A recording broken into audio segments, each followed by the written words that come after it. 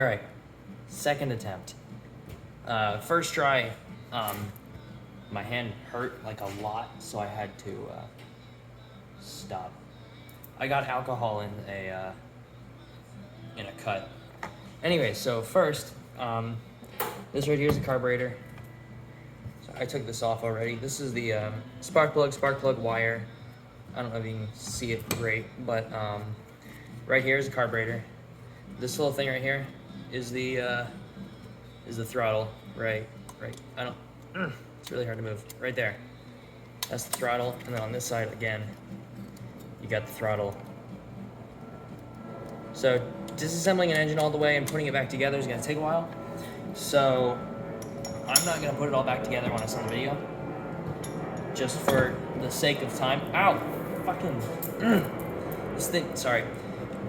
This thing is dumping alcohol in my hands, because that's what I have it temporarily running on, is 100% alcohol. Let me get that back in place. Alright, so this side will help me explain a lot better. So first of all, there is this little unit right here that sends a spark over to this thing whenever this magnet right here touches it. It'll go, and then let me see if I can. There, see how it just popped right back? Just touch it. Yeah. So this is a big magnet that pulls on this, creates, electrical, it creates current, sends it through this. This is my janky wiring right here that I use to basically replace a switch, so then I can just separate it if I need to. I guess I can't do it that easily, but electrical fires, who cares? This is the spark plug wire. It goes up here. It's got just a little metal connector inside of it. Don't know how well you can see that right there. That just connects to that. Let me take the spark plug out so I can demonstrate the, so then I can explain how this thing works. So in the spark plug, you have, let's see if it'll focus. There we go. Okay, so you have I guess I have grease on the top. You can't see it, it's clear. But that spark gets sent to this little node on the top, and then, let's see if that'll focus. Okay, and then it will send a spark between these two, this little gap right there. And that'll ignite the compressed fuel and air. So I guess this part has been explained. I will set that to the side. Spark plug wire, we don't need that. This is the intake, and carburetor, as explained. Let me get that off. This might take a second to go around grabbing all the tools and everything like that, so give me a second. Or you're gonna need patience to finish this video. Here it is.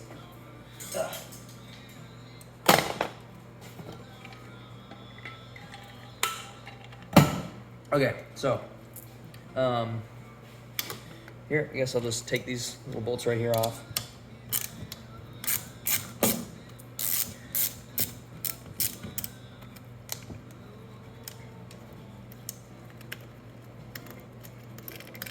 Oh, that went somewhere. Good enough.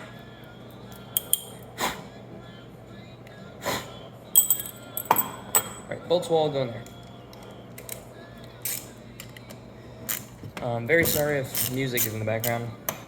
I don't know if I already said that. I'm trying to do this quickly so then you can gather all the info without me having to go through and edit this big long video. This is probably the fastest I'm ever going to tear down an engine. Alright, so this is a little intake boot. It goes from right here through this and into that top hole right there. That little metal bit that you could see in there was the piston, which I will explain once we get down to it. And then at the very end, you should finally come to some decent understanding of how that all works. Let's see, just a little gasket between the carburetor and the, or I guess the carburetor and the engine. Or carburetor on the rest of the engine. A carburetor is, I guess I'm just going to show the principle, but the carburetor is like the entire, you can have your whole video on this thing, so I'm just going to set it off to the side. Right here, let's see, to speed this up, I'm going to use a drill on some things, so it will be loud.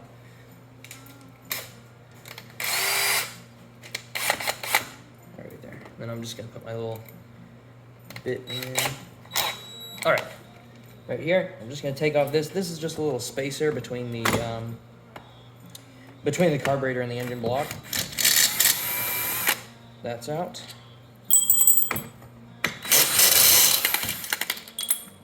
The loud noise that might sound pretty bad is actually just the vibrations from the drill getting to the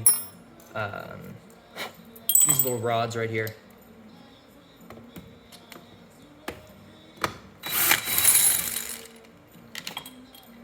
There we go.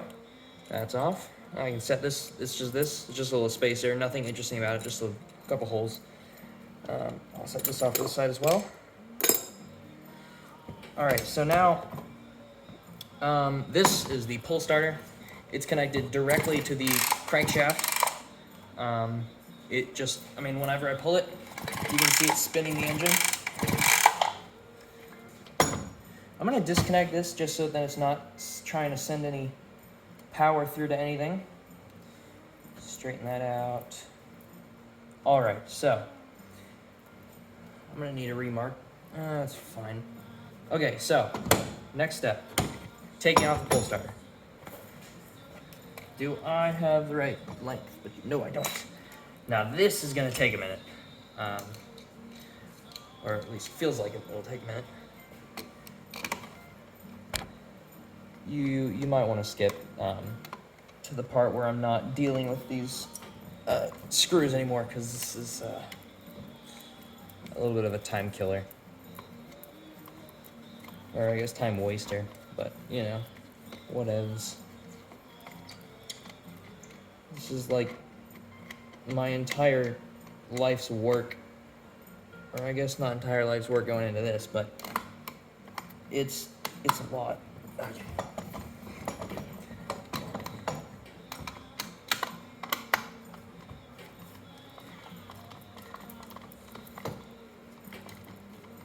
This is really uncomfortable.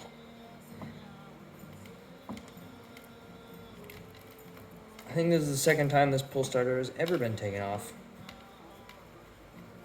And I took it off for the first time. But whatever. I don't know if you can hear the music right now. It's Josh Malloy. I don't know if you know him or not. I can't remember if you said you did. He's cool. I like him a lot. Good singer.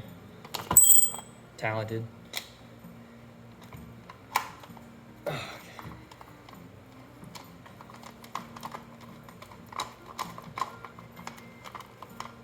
All right, come on, hurry up.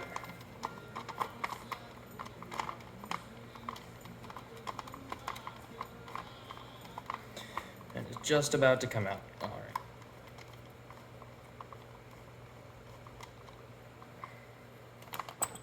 No, not yet. How about now? There we go. All right, so this is the other side of the pull starter.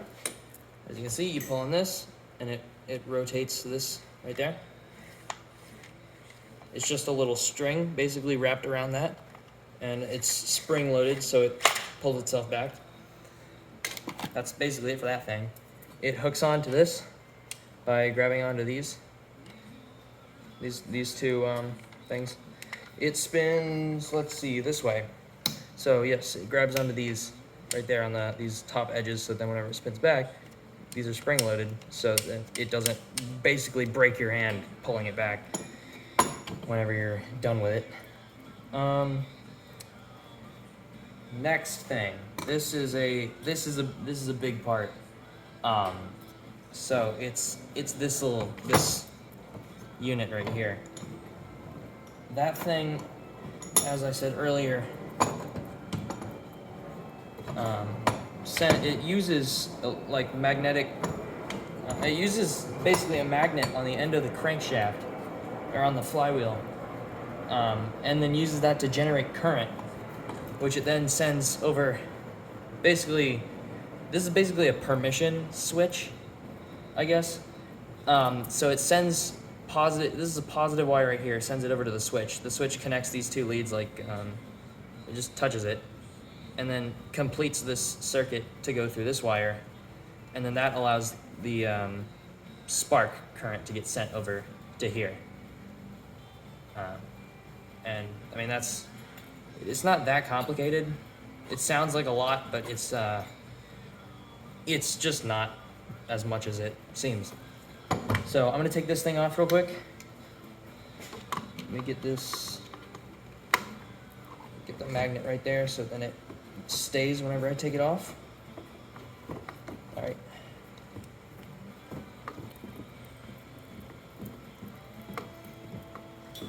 This is probably the smallest engine I think I've ever worked on. Okay, right. Again, might want to skip, might not. I can't tell yet. I'm gonna send this with most likely 0 well, I'm probably just gonna say here you go. I'm gonna leave it at that. Those planes are loud. Really gotta speak up a bit. Also, I guess apologies for the time between. What was I gonna say? No, I forgot it already. It was probably pretty useless. Okay, come on, get out. Am I really just gonna have to use this? I don't mind using this because it's a drill, and who doesn't want to play with a drill? If it wouldn't drop the bits. There we go.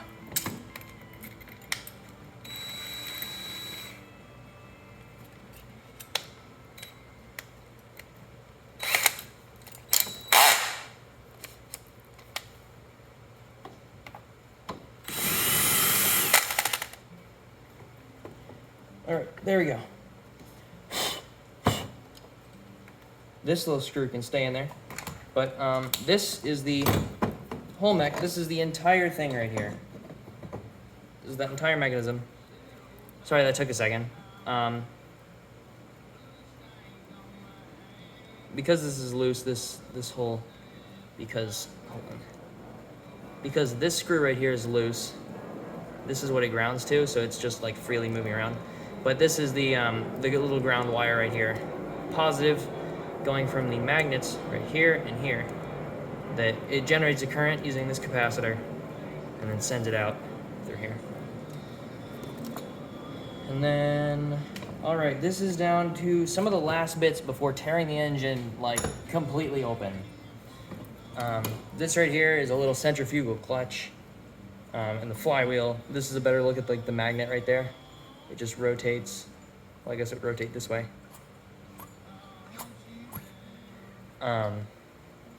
So this engine is a 2-stroke, meaning that the piston moves up to compress the fuel and push exhaust out. So it pulls fuel in, goes back up, compresses it, and pushes exhaust out at the same time, and then explodes, pushes it back down. The piston I'm talking about pushes the piston back down, and then you repeat that over and over again. It's a really simple engine. That looks broken. But the strange thing about these is that they use the fuel to lubricate it. So there won't be any oil in it, basically. There's no like motor oil or anything. It's just this metal. So I'll flip this upside down. These are just cooling flaps right here. All these things going around it. But one last thing. You can see the piston moving up and down inside of there. right there, exhaust. This is the exhaust port right here. This is the intake port. So the piston moves up, goes back down, moves up. You can see that this bottom is open even below the piston, and that is to let fuel in because the fuel is mixed with oil, and that's how it stays lubricated. In order to not like start having metal shavings, things like that. So fuel goes in here, and in here. Well, it's up at this top bit, right about there. You see that the ports are open all the way through, and it's like a middle section of the piston. This engine's a little different. It has, but this is more of an engine-specific kind of thing. It has two little slots that go down on each side.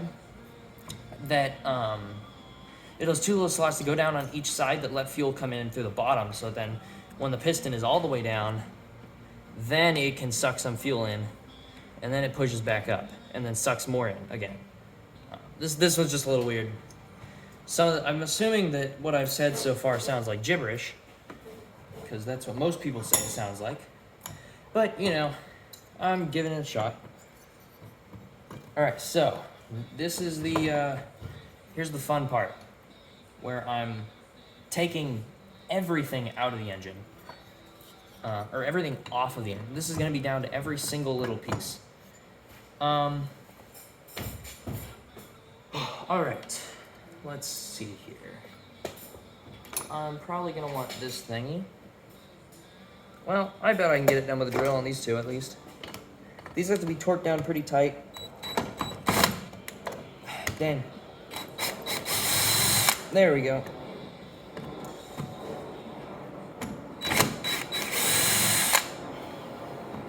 Those need to be done with a screwdriver, because they are a little too far back. Never actually explained in that... Scared me. I've never actually explained in this much detail how an engine works. So this is having some fun here. This is cool. I might legitimately just put this on YouTube or something. But, you know, I'm talking kind of just to you. So I might make a different thing if I really want to put it on YouTube. Okay.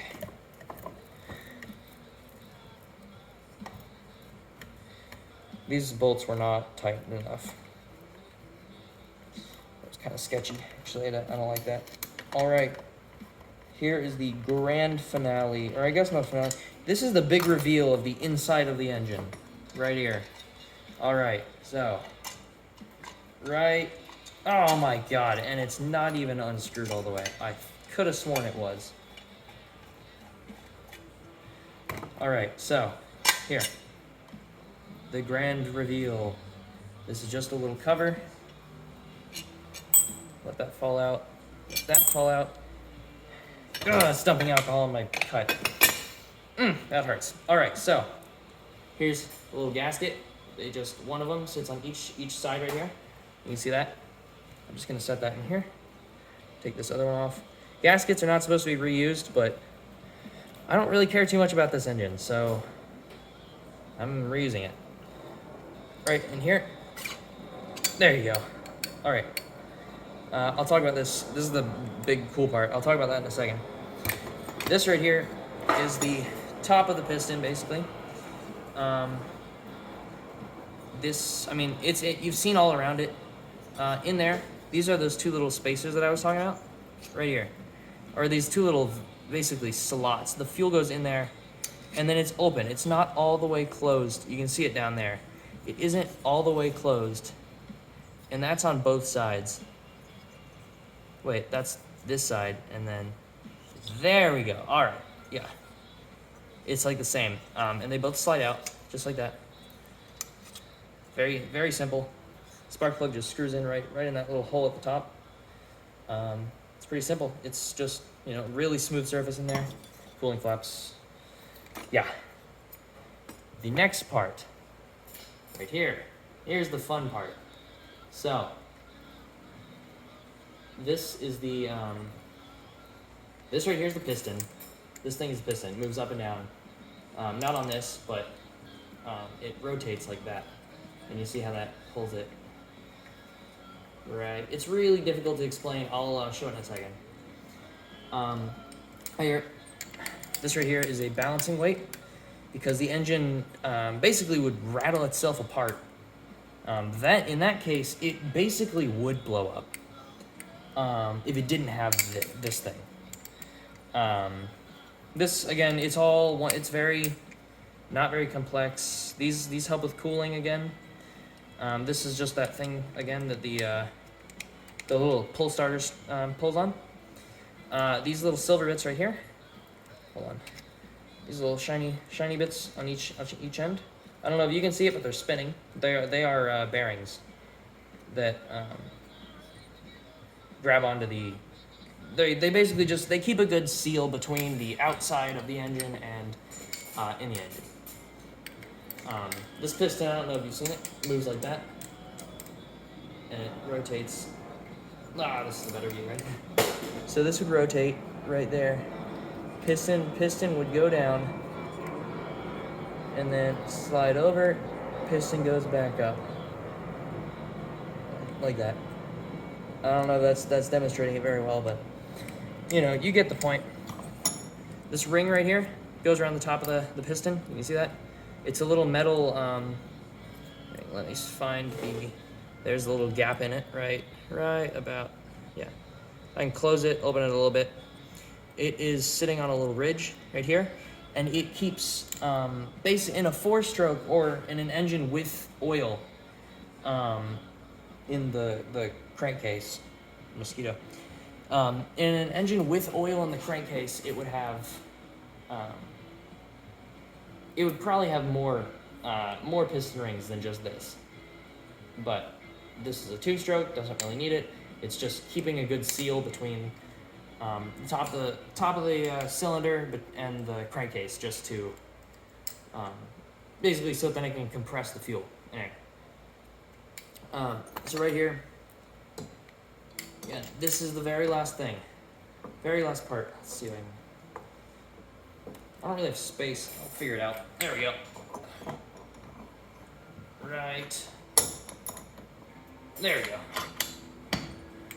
So this right here it's pretty difficult to get in. It might take me a second. Let's see how I can do this. This is a little uncomfortable for... There we go. Oh, wait, hold on. That's the wrong angle. God dang it. There we go. All right.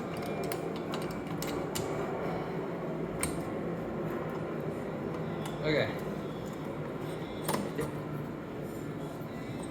And it spins like this. I don't know if this explains it very well. Don't know if it shows it very well, but this is how it works. I believe that I put it in backwards. I believe that I put it in backwards. Yes, there we go. That's a lot more smooth.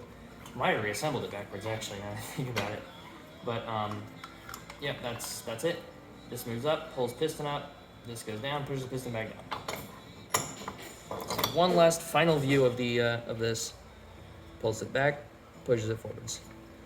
Pulls it back, pushes it forwards. Pulls it back, and then pushes it forwards. And that is just about it. There's obviously more, like the carburetor. There's always more to explain.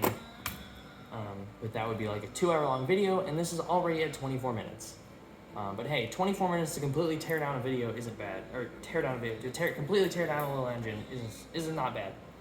For me, at least. I could probably do it quicker if I wasn't sitting here explaining, but, you know, I'm having fun. So, if you made it all the way through the video, which would be impressive, thanks. This was fun. Don't die. Probably.